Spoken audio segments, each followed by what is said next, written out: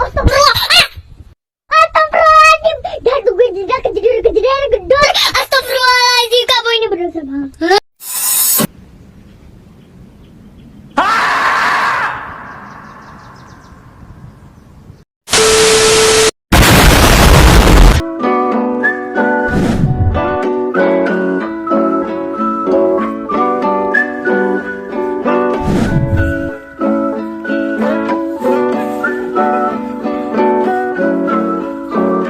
Assalamualaikum warahmatullahi wabarakatuh. Saya Ulfa Zumadila, NIM 2522152 dari kelas PTIK 2D. Baiklah, di sini saya akan mereview untuk memenuhi mata kuliah Sistem Basis Data.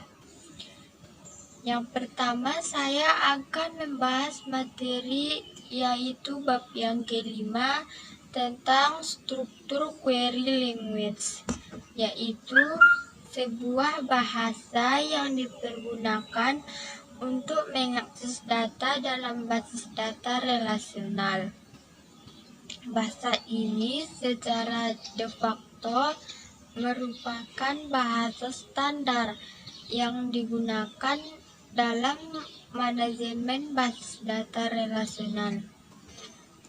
Selain itu, ada juga sejarah SQL. Sejarah SQL dimulai dari artikel seorang peneliti dari IBM yang bernama E.F. Codd yang membahas tentang ide pembuatan basis data relasional pada bulan Juni 1970. Di akhir tahun 1970-an mulai muncul perusahaan bernama Oracle yang membuat server basis data populer yang bernama sama dengan nama perusahaannya. Standar SQL dimulai pada tahun 1986, ditandai dengan dikeluarkannya standar SQL oleh ANSI. Standar ini sering disebut dengan SQL 86. Standar tersebut kemudian diperbaiki pada tahun 1989. Kemudian diperbaiki lagi pada tahun 1992. Nah, untuk versi terakhirnya dikenal dengan SQL 92. Pada tahun 1999 dikeluarkan standar baru yaitu SQL 99 atau disebut juga SQL 99. Akan tetapi kebanyakan implementasi pada SQL 92. Nah, untuk ada juga pemakaian dasar SQL. Pemakaian SQL adalah bahasa query yang standar yang digunakan sebagai suatu bahasa sederhana dan dasar yang memungkinkan kita untuk berkomunikasi dengan database, membaca, menulis, dan memperoleh informasi yang digunakan dari database untuk memperoleh informasi yang berguna dari database. Secara umum, SQL dari dua bahasa, yaitu yang pertama data definition atau language atau DDL, dan data manipulation language atau DML. Implementasi DDL dan DML berbeda untuk sistem manajemen basis data atau SMBD. Namun secara umum implementasi tiap bahasa ini memiliki bentuk standar yang ditetapkan ANSI. Selanjutnya ada juga bab materi tentang perancangan basis data. Perancangan basis data ini merupakan desain basis data yang baik, sangat penting untuk memastikan bahwa data yang ingin disimpan konsisten dan dapat diambil atau diperbaharui dengan cara yang paling efisien. Ada juga masalah perancangan dalam basis data dalam penyimpanan data. Ada beberapa masalah penyimpanan data, yaitu yang pertama redundancy. Redundancy yaitu yang bertujuan dari sistem basis data adalah untuk mengurangi redundansi, yang berarti bahwa data yang disimpan satu kali. Menyimpan data atau informasi berkali-kali menyebabkan pemborosan ruang penyimpanan dan peningkatan ukuran total data yang disimpan. Yang kedua, anomali pembaruan. Beberapa salinan dari fakta yang sama dapat menyebabkan anomali pembaruan atau inkonsistensi saat pembaruan dilakukan, dan hanya beberapa salinan ganda yang akan diperbaharui. Yang ketiga, ada juga anomali penyisipan. Anomali penyisipan ini misalnya jika pada sebuah tabel itu hanya satu-satunya relasi dalam basis data yang menunjukkan hubungan antara mahasiswa dan mata kuliah yang diajarkan. Fakta seorang dosen yang diberikan mengajarkan dalam mata kuliah yang dia ajarkan. Fakta bahwa seorang dosen yang diberikan mengajar dalam mata kuliah yang diberikan seorang mahasiswa terdaftar dalam mata kuliah. Yang keempat, anomali penghapusan. Anomali penghapusan ini jika satu-satunya mahasiswa yang terdaftar dalam kursus yang diberikan menghentikan mata kuliah, informasi dosen akan hilang. Jadi, jika ini adalah satu-satunya relasi dalam basis data yang menunjukkan hubungan antara mahasiswa dengan dosen yang mengajar. Selanjutnya, ada juga perancangan basis data. Proses perancangan basis data ini terbagi ke dalam langkah sebagai berikut. Yang pertama, analisis kebutuhan. Langkah pertama dalam mendesain basis data aplikasi adalah untuk memahami data apa yang akan disimpan. Apa yang akan disimpan dalam basis data. Aplikasi yang harus dibangun di atasnya, dan operasi apa yang paling sering dan tunduk pada persyaratan yang diinginkan. Dengan kata lain, harus dicari tahu apa yang diinginkan pengguna dari basis data. Yang kedua, ada juga perancangan basis data konseptual. Perancangan basis data konseptual yaitu informasi yang dikumpulkan dalam rangka sistem persyaratan digunakan untuk mengembangkan deskripsi tingkat tinggi dari data yang akan disimpan dalam basis data bersama dengan kendala yang diketahui untuk menghambat data lain. Yang ketiga, desain basis data logis. Desain basis data logis ini harus dipilih DBMS karena untuk mengimplementasikan desain basis data dan mengubah desain basis data menjadi skema basis data dalam model data. DBMS yang dipilih hanya akan dipertimbangkan DBMS relasional, dan oleh karena itu tugas dalam langkah desain logis adalah untuk mengubah skema ER menjadi skema database relasional.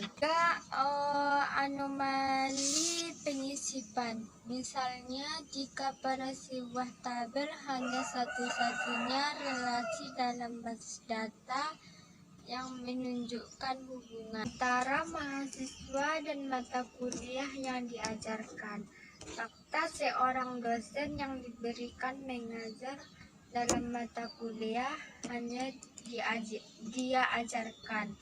Fakta bahwa seorang dosen yang diberikan mengajar dalam mata kuliah yang diberikan tidak dapat dimasukkan dalam basis data kecuali jika seseorang mahasiswa itu terdaftar dalam mata kuliah. Yang keempat, anomali penghapusan.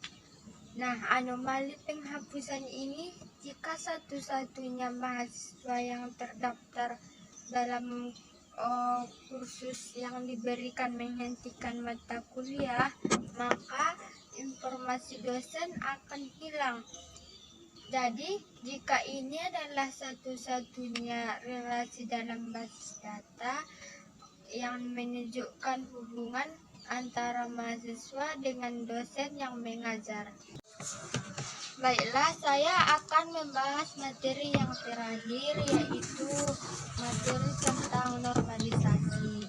Normalisasi adalah proses di mana dapat mendekomposisi atau membagi relasi menjadi lebih dari satu relasi. Untuk menghubungkan anomali dalam database relasional ini adalah proses langkah demi langkah, dan setiap langkah dikenal sebagai bentuk normal. Nah, terdapat juga istilah-istilah penting dalam teknik normalisasi. Yang pertama itu file atau atribut, yaitu setiap file selalu terdapat kunci dan file berupa satu file atau satu field yang dapat mewakili record. Yang kedua, candidate key. Candidate key itu memiliki kumpulan atribut minimal yang secara unik mengidentifikasi sebuah baris yang fungsinya sebagai calon primary key. Yang ketiga, composite key, yaitu kunci kandidat yang berisi lebih dari satu atribut. Yang keempat, primary key, kandidat key yang dipilih untuk mengidentifikasi secara unik. Yang kelima, alternative key, kandidat key yang tidak dipilih sebagai primary key. Yang keenam, correct key, kunci di tabel lain yang terhubung dengan primary key pada sebuah tabel. Nah, terdapat juga manfaat normalisasi. Yang pertama, menghasilkan tabel yang lebih kecil dengan baris yang lebih kecil. Yang kedua, pencarian, penyurutan, dan membuat indeks lebih cepat. Karena tabel lebih sempit dan lebih banyak yang lebih banyak baris cocok pada tahapan data. Yang ketiga, menghasilkan lebih banyak tabel, memecah tabel asli. Yang keempat, pencarian indeks umumnya lebih cepat karena indeks cenderung lebih sempit dan lebih pendek. Yang kelima, semakin banyak tabel memungkinkan penggunaan segmen yang lebih baik mengontrol penempatan fisik data. Yang keenam, ada lebih sedikit indeks per tabel dan karenanya perintah modifikasi data lebih cepat. Yang ketujuh, ada sejumlah kecil nilai nol dan redundansi. Ini membuat basis data lebih banyak. Yang kedelapan, anomali modifikasi data berkurang. Yang kesembilan, secara konseptual lebih bersih dan lebih mudah untuk dipertahankan dan diubah seiring perubahan kebutuhan. Nah, ada juga ketergantungan dalam normalisasi. Ketergantungan dalam normalisasi adalah konsep yang mendasari normalisasi dalam basis data dependensi. Lebih sering disebut fungsional. Dependensi atau ketergantungan fungsional yang digunakan untuk menggambarkan hubungan, batasan, keterkaitan antara atribut-atribut dan relasi. Contohnya yaitu NIM, nama mahasiswa. NIM ini secara fungsional menentukan nama mahasiswa karena untuk setiap NIM yang sama maka nilai nama mahasiswanya pun sama. Nah, dependensi dapat dibagi menjadi 3, yaitu yang pertama full dependensi atau ketergantungan penuh. Full dependensi ini menunjukkan jika terdapat di atribut A dan B dalam suatu relasi di mana B memiliki ketergantungan fungsional secara penuh pada A dan pada A, tetapi B ini tidak memiliki ketergantungan terhadap subset A. Yang kedua, partial dependensi atau ketergantungan sebagian. Partial dependensi ketergantungan parsial atau sebagian memiliki 2 atribut dari A untuk menentukan B atribut dan dari A untuk menentukan B. Namun untuk menentukan B tidak harus 2 atribut. Artinya jika salah satu atribut A menentukan yang B dapat dihilangkan namun tidak merubah arti relasi dan masih tetap berelasi ketergantungan. Yang ketiga, transitif dependensi atau ketergantungan transif. Biasanya terjadi pada tabel hasil relasi atau kondisi di mana terdapat 3 atribut A, B, dan C. Kondisi adalah A tergantung terhadap B dan B tergantung terhadap C. Maka C dikatakan sebagai transif dependensi terhadap nilai A dan B. Nah, selanjutnya ada tahapan-tahapan normalisasi. Tahapan-tahapan normalisasi terbagi 4, yaitu tidak normal. Pada tahap ini diambil seluruh data yang ada dan diperlukan dalam database itu sendiri. Misalnya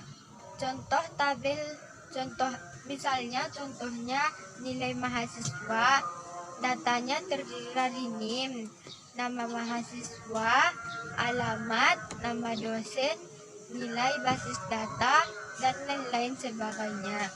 Yang kedua, normal 1. Pada setiap tahap ini, bagi seluruh data, dapat yang diperlukan menjadi beberapa bagian berdasarkan jenis data tersebut. Sebuah tabel biasanya dikategorikan sebuah tabel INF jika di setiap baris rekod hanya memiliki satu kolom. Yang ketiga, ada juga normal 2. Pada tahap ini, bagian berdasarkan jenis dan memberikan primary key pada masing-masing tabel. Sebuah tabel bisa dikategorikan sebagai tabel 2NF, dan setiap kolom di dalam tabel itu fungsional dependensi kepada semua key, bukan hanya kepada salah satu key, yaitu partial dependensi. Yang keempat, normal 3. Pada tahap ini, bagi menjadi lebih terperinci untuk menghindari terjadinya redundansi, sebuah tabel biasanya dikategorikan sebagai tabel 3NF. Jika tabel sudah dalam 2NF dan setiap kolom yang bukan key harus fungsional dependensi dengan primary key-nya. Cukup sekian yang dapat saya sampaikan. Salah dan kurangnya saya mohon maaf. Assalamualaikum warahmatullahi wabarakatuh.